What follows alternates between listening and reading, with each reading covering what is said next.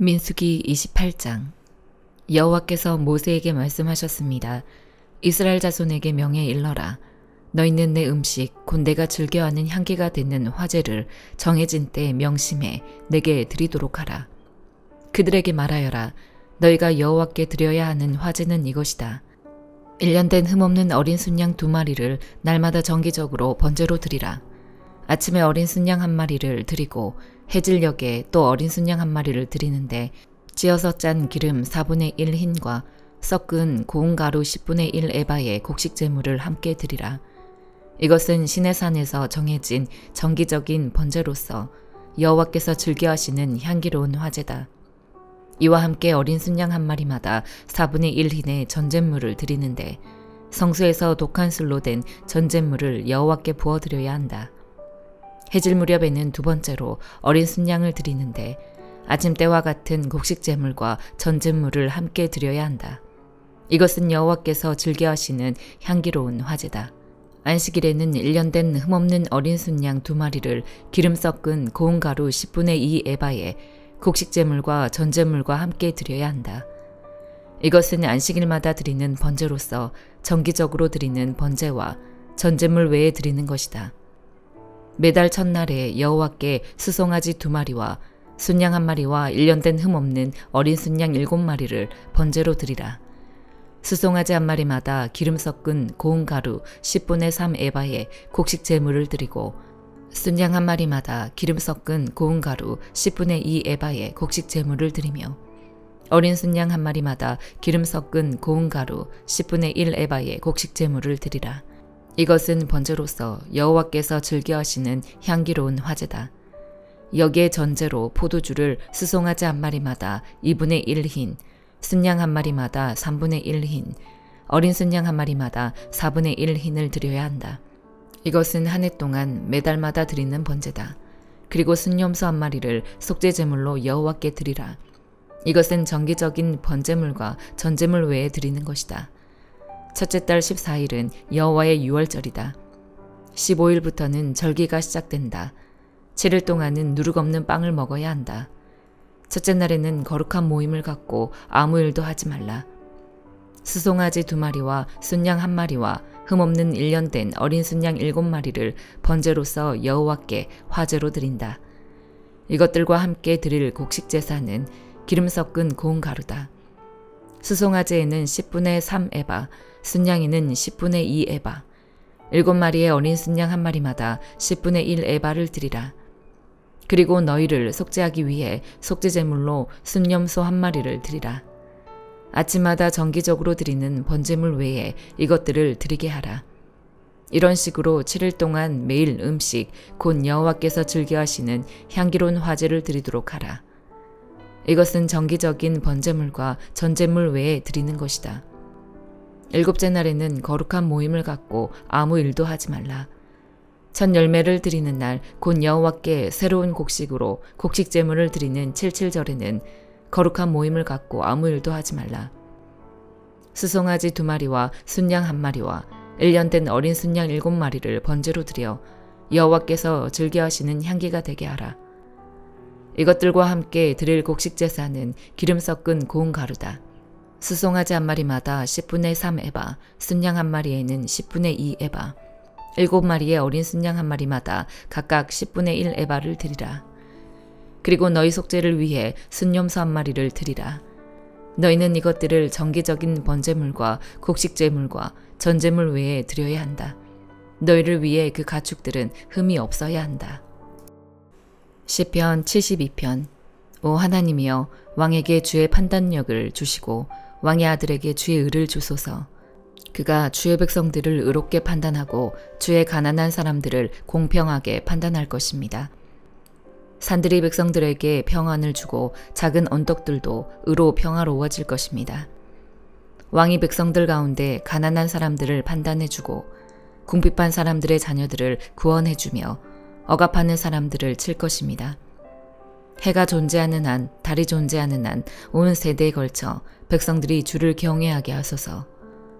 왕이 잔디밭에 비가 내리듯 소나기가 땅을 적시듯 나올 것이니 그가 다스릴 때 의인들이 번성하고 달이 없어질 때까지 그 번영이 계속될 것입니다. 왕은 바다에서 바다까지, 강에서 땅끝까지 다스릴 것입니다.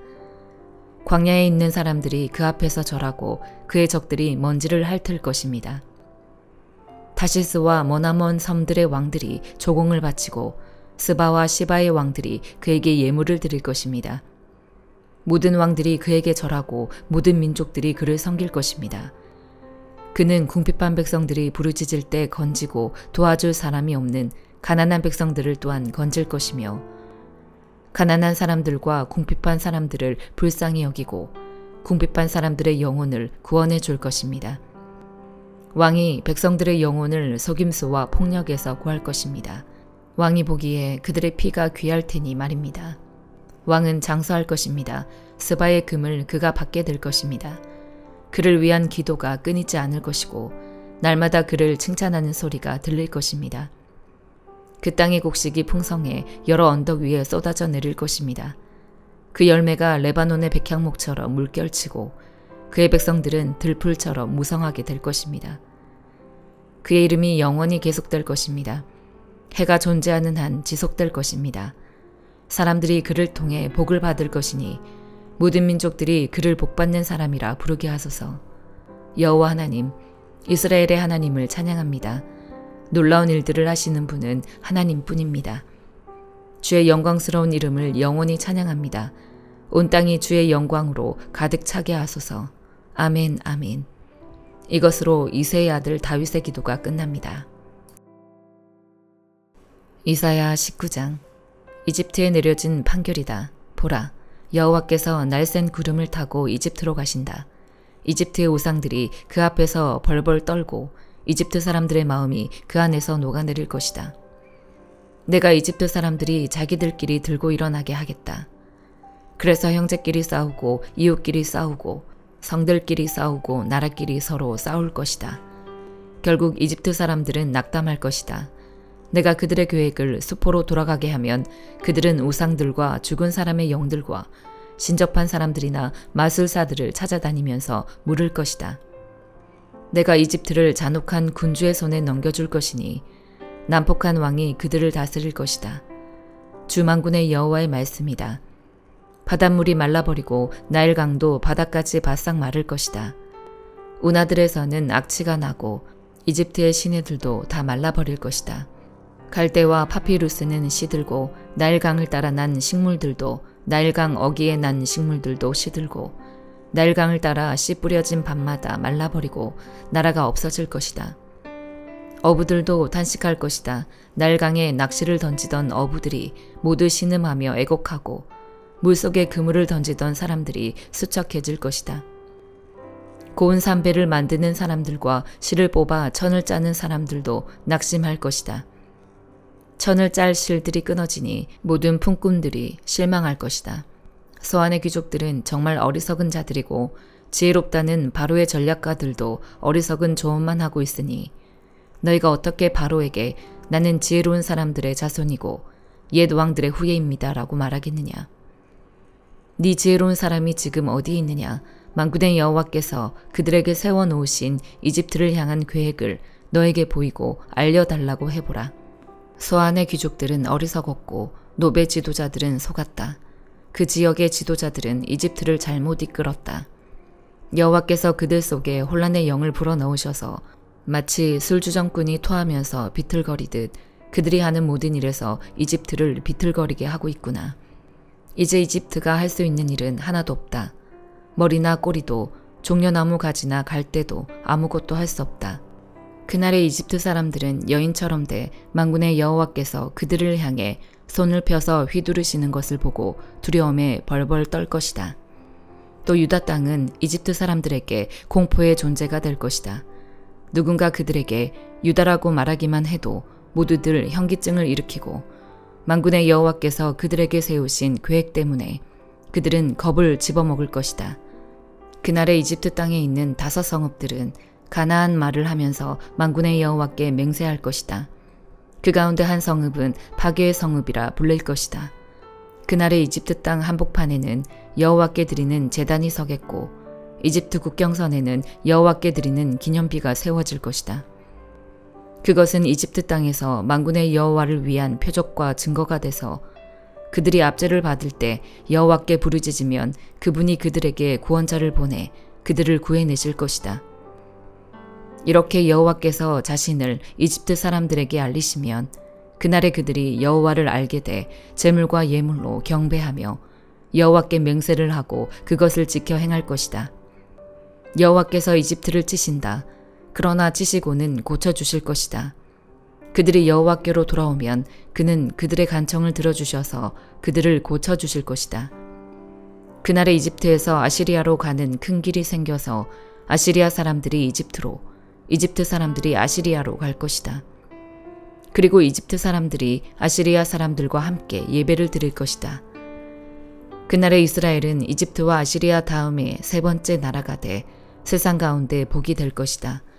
만군의 여호와께서 그들에게 복을 주시면서 이렇게 말씀하신다. 내 백성 이집트야, 내가 만든 아시리아야, 내 상속자 이스라엘아, 복을 받으라. 이사야 20장. 때는 아시리아 왕 사르곤이 보낸 군사령관이 아스돗에서 전투를 해 그곳을 점령한 해였다. 그때 여호와께서 아모스의 아들 이사야에게 말씀하셨다. 가서 허리에 두른 300끈을 풀고 네 발에서 신을 벗어라. 그는 말씀대로 옷을 벗은 채 맨발로 돌아다녔다.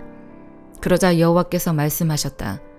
내 종 이사야가 옷을 벗고 맨발로 3년 동안 다닌 것은 이집트와 에티오피아에게 주는 표적과 상징이다. 이렇게 아시리아 왕이 이집트의 포로들과 에티오피아의 망명자들을 젊은이나 늙은이나 할 것 없이 옷을 벗겨 맨발로 끌고 갈 것이고 이집트 사람들은 엉덩이까지 드러낸 채로 끌려갈 것이다. 그래서 에티오피아를 신뢰하고 이집트를 자랑하던 사람들은 경악하고 부끄러워할 것이다. 그날에 이 해안가에 사는 주민들은 이렇게 말할 것이다. 보라, 우리가 의지했던 사람들, 우리가 아시리아 왕에게서 도망쳐서 구해달라고 도움을 요청한 그 사람들이 이렇게 됐다면 이제 우리는 어떻게 피해야 할까? 베드로후서 1장. 예수 그리스도의 종이며 사도인 시몬 베드로는 우리 하나님과 구주 예수 그리스도의 의로 인해 우리와 똑같이 보배로운 믿음을 받은 여러분에게 하나님과 우리 주 예수를 아는 지식으로 인해 은혜와 평강이 더욱 풍성하기를 빕니다. 그리스도께서 하나님의 신성한 능력을 따라 생명과 경건에 속한 모든 것을 우리에게 주셨습니다. 이는 하나님의 영광과 덕으로 우리를 부르신 그분을 아는 지식으로 말미암은 것입니다. 그분은 우리에게 보배롭고 지극히 큰 약속들을 주셨는데 이는 이것들을 통해 여러분이 세상의 종력 가운데 썩어져 가는 것을 피하고 신의 성품에 참여하는 사람들이 되게 하려는 것입니다. 그러므로 여러분은 더욱 힘써 믿음의 덕을, 덕의 지식을, 지식의 절제를, 절제의 인내를, 인내의 경건을, 경건의 형제우애를, 형제우애의 사랑을 공급하십시오.